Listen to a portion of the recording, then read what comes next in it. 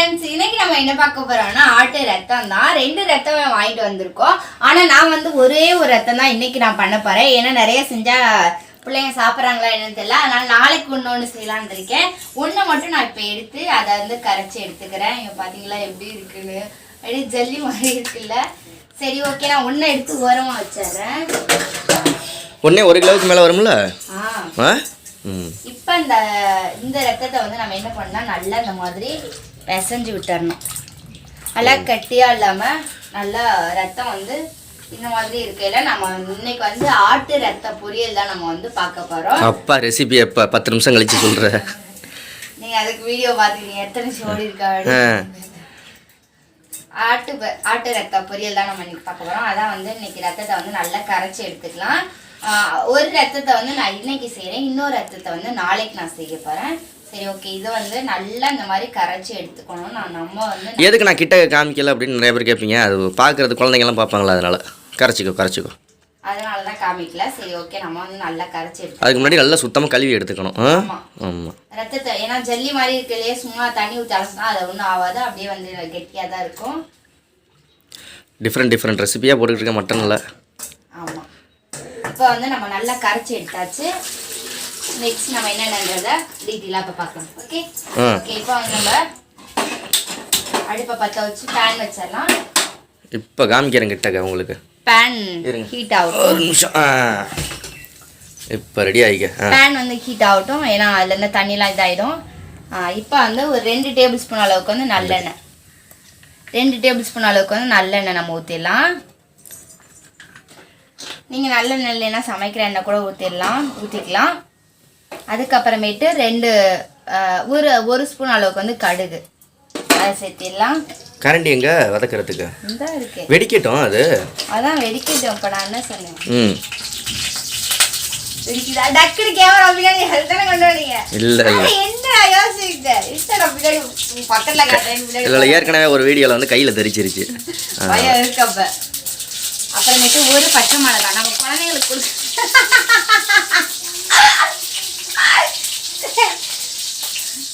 என்ன போடுற, ஒரு பச்சை மிளகாய் போட்டா அப்புறமேட்டு ஒரு கொத்து கருவேப்பிலை போட்டிருக்கேன். எதுக்கு நான் அந்த பச்சை மிளகாயில ஒரு விதை வந்து அது உனக்கு சந்தோஷமா இருக்கு.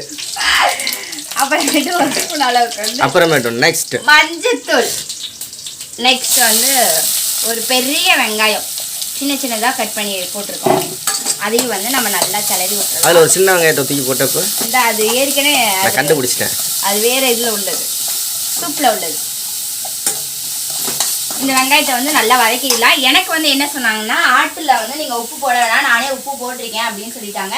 நீங்கள் வாங்கையில் கேட்டுக்கோங்க போட்டிருக்கீங்களா போடலையா அப்படின்னா. அவங்க போட்டிருக்கேன்னா அவங்க போட்டிருக்கேன் அப்படின்னு சொல்லிடுவாங்க. அதனால நான் வந்து இந்த வெங்காயத்துக்கு தேவையான அளவு வந்து உப்பு சேர்த்துக்க போகிறேன். அதனால தான் லைட்டாக சேர்த்துக்கிறேன். உப்பு கறிக்கும். ஹெவி ஆயிடுச்சுன்னா உப்பு கறிக்க ஆரம்பிச்சிடும், வாயில் வைக்க முடியாது.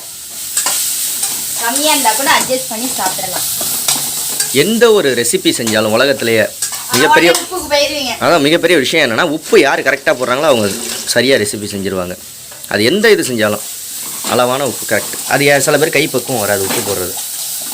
ஒவ்வொருத்தவங்களும் சின்ன உப்பு சால்ட் உப்பு தான் கரெக்டாக வரும், ஒவ்வொருத்தவங்களுக்கு கல் உப்பு கைக்கு வரும், அந்த மாதிரி.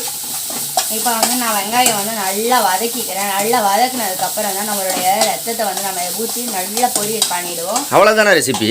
அவ்வளோதான். இதுக்காக மெனக்கெட்டு போய் ரத்தம் எவ்வளோன்னு ரேட்டெல்லாம் சொல்லலையா நீ? ஒன்று எனக்கு வந்து 25 ருபீஸ் கிடச்சிச்சு. நான் வந்து ரெண்டுமே வந்து 50 ரூபாய்க்கு வாங்கினேன். 2 ரத்தமும் எனக்கு 50 ரூபா. 2 கிலோ வரும். வாங்கினீங்க அப்படின்றத வெயிட் எவ்வளோ வரும் கரெக்டாக சொல்லிடு. கரெக்டாக சொல்லு. கரெக்டாக இது 1/2 கிலோ இருக்கும். 2 ரத்தம் 1 கிலோ வரும். 2 ரத்தமும் 1 கிலோ. ஓகேங்க, 2 ரத்தமும் 1 கிலோ. 1/2 கிலோ ரத்தம் வந்து 25 ரூபா. நீங்கள் எவ்வளோக்கு வாங்கியிருக்கீங்க, நீங்கள் வாங்கி இந்த மாதிரி எந்த ரெசிபி செஞ்சுருக்கீங்க அப்படின்றத என்னோட கமெண்ட்டில் ஷேர் பண்ணுங்கள். ஏன்னா உங்களை பற்றி நான் காப்பி எடுத்துருவேன். அடுத்த ரத்த பொரியல் என்ன பண்ணலாம். அதுவும் இது தீபாவளி சமயங்கிறதுனால நிறைய ஆடு வெட்டுவாங்க. அப்போ அந்த ஆடு ரத்தம்லாம் இந்த மாதிரியான பொருட்கள்லாம் கொஞ்சம் விலை கம்மியாக கிடைக்கும். ரத்தம், குடல், தலை, ஆட்டுக்கால், ஈரல், நுரையீரல், இதெல்லாம் கொஞ்சம் விலை கம்மியாக கிடைக்கும் இந்த சீசனில். தீபாவளி முடிஞ்சிருச்சுன்னா மறுபடியும் ரேட் ஏறிடும். ஆனால் இப்போவும் ரேட் அதிகம் தான். எது கறி மட்டும் தான், கறி தான் ரேட் அதிகமாக இருக்கும். மட்டன் கறியும் சிக்கன் கறியும் ரேட் அதிகமாக இருக்கும். மற்றதெல்லாம் ரேட்டு கம்மியாக இருக்கும். வெங்காயம் வந்து ஓரளவுக்கு வதங்கிடுச்சு. நம்ம அதோட இந்த ரத்தத்தை வந்து நம்ம சேர்த்துக்கலாம். காமி. Super super super. இது வதங்கிறதுக்கு எவ்வளோ நேரம் ஆகும்? உடனே வதங்கிடும். ஒரு 20லேருந்து 25 நிமிஷம், இல்லைன்னா 20லேருந்து 30 நிமிஷம் ஆகும். 30 நிமிஷம் அதிலே வதக்கிக்கிட்டே இருந்தீங்கன்னா அதோட இதெல்லாம் கருகி போயிடும். அவ்வளோதான். அப்படியே அரை மணி நேரமா? ஆமாம். ம். வேணா நீங்களே நின்று பாருங்க எவ்வளோ நேரம். ஐயோ, அரை மணி நேரமெல்லாம் நிற்க முடியாதுமா. நீ வதக்கிக்கிட்டாரு வதக்கி. ஓகே, நான் வந்து கரெக்டான ஸ்டேஜுக்கு வரவும் நான் வந்து எவ்வளோ நேரம் ஆணுச்சு அப்படிங்கிறதையும் சொல்கிறோம். ஓகே, இப்போ நம்மளுடைய ஆட்டு ரத்தம் வந்து ரெடி. எவ்வளோ நேரம் வெந்திருக்கு? எனக்கு வந்து 25 நிமிஷம் ஆச்சு. தண்ணி எல்லாமே ஊற்ற வேண்டியது இல்லை, அதுலேயே ஆட்டோமேட்டிக்காக தண்ணி வரும். நல்லா ஒரு 10 நிமிஷம் நல்லா குக் பண்ணிங்கன்னா அப்புறமேட்டு ரெட் கலராக இருக்கிறது காஃபி கலராக மாறும். ஸோ எனக்கு ரெட் கலராக இருந்தது இந்த கலரில் மாறி எனக்கு இந்த மாதிரி வந்திருக்கு. எப்படி இருக்குன்னு காமி. ஒரு கரண்டியில் எடுத்துக்காமி. ஒரு கரண்டி தான் எடுப்பாங்க. ஒரு கரண்டி எடுத்துக்காமீங்க. ம். எனக்கு எவ்வளோ அழகாக வந்திருக்கு பார்த்தீங்களா? சூப்பராக இருக்குது. இப்போ என்ன இனி நம்ம ரிவ்யூ டைம் தான், சாப்பிட வேண்டியது. டேஸ்ட் பார். ரிவ்யூ டைம் தான், சாப்பிட வேண்டியதான்னு தட்டை மூடுற.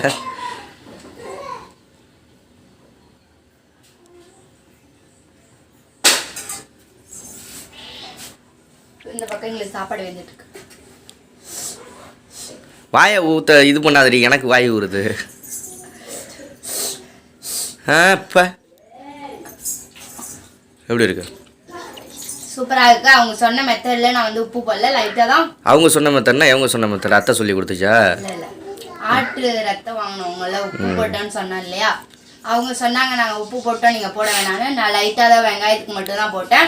இப்போ வந்து சூப்பராக எல்லாத்துக்குமே ஈவனாக சூப்பராக கரெக்டாக இருக்குது. அடுத்த ரெசிபி என்ன பண்ணலான்னு கமெண்ட் பண்ணுங்கள். பாய். சப்ஸ்கிரைப் எல்லாம் பண்ண சொல்கிறதில்ல இப்போலாம். மேடம் பிஸி ஆகிட்டாங்க, அதனால் சப்ஸ்கிரைப் பண்ணுங்கலாம் சொல்கிறதில்ல. அப்படி இல்லை, மறந்துட்டேன். இப்படி இல்லை, அப்படி இல்லை. அப்புறம் வேறு எப்படி? அப்படி இல்லை. மறக்காமல் சப்ஸ்கிரைப் பண்ணிக்கோங்க, லைக் பண்ணிக்கோங்க, ஷேர் பண்ணுங்கள், கமெண்ட் பண்ணுங்கள், நம்ம சேனலை சப்போர்ட் பண்ணுங்கள், சப்ஸ்கிரைப் பண்ணுங்கள். ஓகே, பாய். பாய்.